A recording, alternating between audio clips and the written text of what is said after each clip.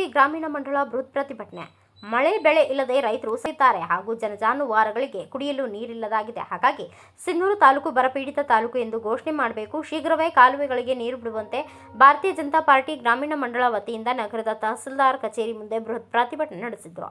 ಇದೇ ವೇಳೆ ಮಾಜಿ ಸಂಸದ ಕೆ ವಿರೂಪಾಕ್ಷಪ್ಪ ಮಾತನಾಡಿ, ತುಂಗಭದ್ರಾ ಡ್ಯಾಂನಲ್ಲಿ 70 ಟಿಎಂಸಿ ನೀರಿದೆ. ಆದರೂ ರೈತರ ಬೆಳೆಗಳಿಗೆ ನೀರು ಬಿಡುವ ಕೆಲಸಕ್ಕೆ ಸರ್ಕಾರ ಸಿಲುಕುವ ಪರಿಸ್ಥಿತಿ ನಿರ್ಮಾಣವಾಗಿದ್ದು, ಕೂಡಲೇ ನೀರು ಬಿಡುವ ಕೆಲಸ ಆಗಬೇಕು. ಇಲ್ಲವಾದರೆ ಸರ್ಕಾರಕ್ಕೆ ಮುಂದಿನ ದಿನದಲ್ಲಿ ಕ್ಷೇತ್ರದ ಜನರು ತಕ್ಕ ಪಾಠ ಕಲಿಸ್ತಾರೆ ಎಂದರು. ಈ ಬಾರಿ ಒಂದೊಂದು ಜಿಲ್ಲೆಗೆ 3 ಮಂತ್ರಿ ಸ್ಥಾನ ಕೊಟ್ಟಿದ್ದಾರೆ. ರಾಯಚೂರು ಜಿಲ್ಲೆಗೆ ಯಾವುದೇ ಸ್ಥಾನ ಕೊಟ್ಟಿಲ್ಲ.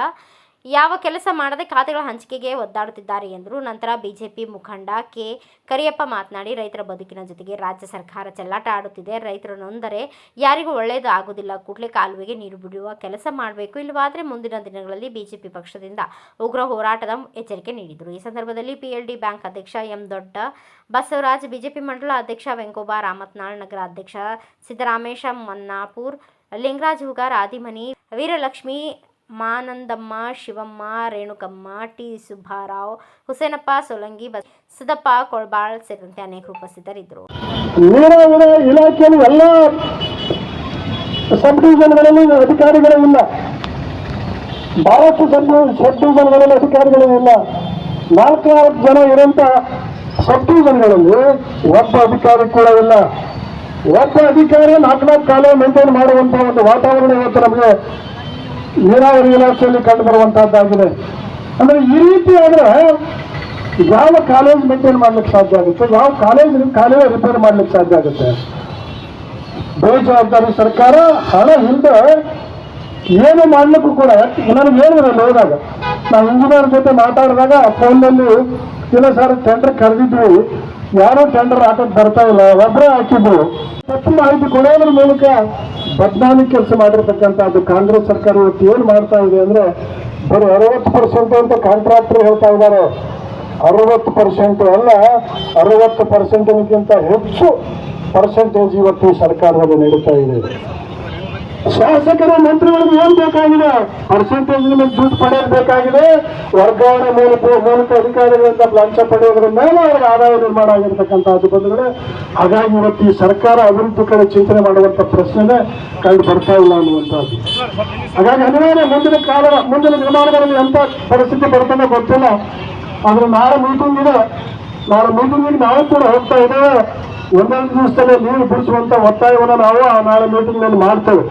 ನಾವೆಲ್ಲರೂ ಬಿಜೆಪಿ ಮುಖಂಡರು, ಈ ಭಾಗದ ಬಿಜೆಪಿ ಮುಖಂಡರು ಎಲ್ಲರೂ ಕೂಡ ಮಾತಾಡಿಕೊಂಡು ನಾವು ಹೋಗಿ ಸರ್ಕಾರದ ಒತ್ತಡ ಹಾಕಿ ಮೀಟಿಂಗ್ ನಲ್ಲಿ ನಾಡಿದ್ದೇನೆ 12ನೇ ತಾರೀಕಿಗೆ ನೀರು ಬಿಡುವಂತೆ ಒತ್ತಾಯ ಮಾಡ್ತೇವೆ. ಸಾಧ್ಯ ಆದಷ್ಟು ನಾವು ಒಂದೆರಡು ದಿವಸದಲ್ಲಿ ನೀರು ಬಿಡಿಸುವಂತ ಪ್ರಯತ್ನ ಮಾಡ್ತೇವೆ. ಆದ್ರೆ ನಾವು ನಿಮ್ಮ ರೈತ ಬಾಂಧವ್ಯವನ್ನು ವಿನಂತಿ ಮಾಡಿಕೊಳ್ಳೋದಿಷ್ಟೇ. ಮಳೆ ಒಂದು ಕಾರಣ. ಈ ಬಿಸಿಲನ್ನ ನೋಡಿದ್ರೆ ಇವತ್ತು ಕೂಡ ಭೂಮಿಯಲ್ಲಿ ನೀರು ಬಿಟ್ಟರೆ ಮುಂದಕ್ಕೆ ನೀರು ಹರಿತಾವಿಲ್ಲ ಗೊತ್ತಿಲ್ಲ. ಮುಂದಕ್ಕೆ ನೀರು ಹರಿಲಿಕ್ಕೆ ಸಾಧ್ಯ ಇಲ್ಲ ಅಂತ ನನಗೆ ಅನಿಸ್ತು. ಇವತ್ತು ನೀವು ಏನಾದ್ರು 4 ಎಕರೆ ಭತ್ತಕ್ಕೆ ನೀರು ಬಿಡಬೇಕು ಅಂದ್ರೆ 1 ಎಕರೆ ಮಾತ್ರ ತೊಯ್ಲಿಕ್ಕೆ ಸಾಧ್ಯತೆ ಇದೆ ಅಂತ ನನಗೆ ಅನಿಸ್ತದೆ. ಇಂಥ ಒಂದು ಕಠಿಣ ಪರಿಸ್ಥಿತಿ ಇವತ್ತು ನಮಗೆ ಕೊಟ್ಟ ನಂತರ ಹೊಸ ಮಂತ್ರಿಮಂಡಲ ರಚನೆ ಆದ ನಂತರ ನೀರಾವರಿ ಮಂತ್ರಿ ರಾಮಲಿಂಗಾರೆಡ್ಡಿ ಅವರು ಕೊಟ್ಟಿದ್ದಾರೆ. ಪಾಪ ಅವರು ಹೊಸಬರು. ರಾಮಲಿಂಗಾರೆಡ್ಡಿ ಅವರಿಗೆ ನೀರಾವರಿ ಅನುಭವ ಇಲ್ಲ ಅಂತ ನನಗೆ ಅನಿಸ್ತದೆ. ಅವರಾದ್ರೂ ಕೂಡ ಕಾಳಜಿ ವಹಿಸಬೇಕಾಗಿತ್ತು ಅಂತಕ್ಕಂಥದ್ದು. ಆದ್ರೆ ನಮ್ಮ ಭಾಗದ ಶಾಸಕರು, ನಮ್ಮ ಭಾಗದ ಮಾಜಿ ಸಚಿವರು, ನಮ್ಮ ಭಾಗದ ಈ ತುಂಗಭದ್ರಾ ವ್ಯಾಪ್ತಿಯ ಬರ್ತಕ್ಕಂಥ ಎಲ್ಲ ಕಾಂಗ್ರೆಸ್ಸಿನ ಶಾಸಕರೆಲ್ಲರೂ ಕೂಡ ಇದರ ಬಗ್ಗೆ ಚಿಂತನೆ ಮಾಡಬೇಕಾಗಿತ್ತಲ್ಲ ಅನ್ನುವಂಥದ್ದು ನಮ್ಮೆಲ್ಲರಿಗೂ ನೋವು ತಂದಿರತಕ್ಕಂಥ ವಿಚಾರ ಆಗಿದೆ. ಪರಿಸ್ಥಿತಿ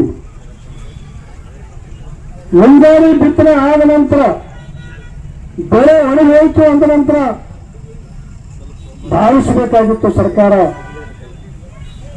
ರೈತರಿಗೆ ಭರವಸೆ ಕೊಡಬೇಕಾಗಿತ್ತು. ಅದು ಕೂಡ ಆಗಲಿಲ್ಲ.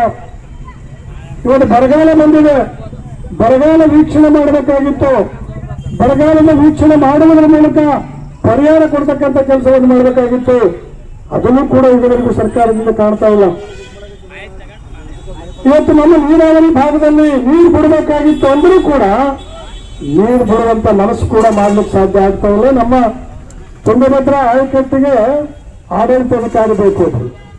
ಆಡಳಿತಾಧಿಕಾರಿ ಯಾರು ಅಂತ ಇನ್ನೂ ಘೋಷಣೆ ಮಾಡ್ಲಿಕ್ಕೆ ಸಾಧ್ಯ ಆಗಿಲ್ಲ. ಏನೋ ಮಂತ್ರಿ ಆಗಿಲ್ಲ ಅಂತ ಹೇಳಿ ನಮ್ಮ ತಂಗಡಿಗೆ. ಬ್ಯೂರೋ ರಿಪೋರ್ಟ್ ಬಸವರಾಜ್ ಬುಕನಟ್ಟಿ, ಭಾರತ ವೈಭವ news, Sindhanur. Thanks for watching. Read, discuss and debate with editor Dr. Yan Prashant Rao. Wanted reporters in print, digital and visual media for Bharat Vaibhav Daily Newspaper, BV News 5 Channel and BV Fast Web News from all the talukas of Karnataka, Goa and Maharashtra. If interested, send your resume to 9019229369.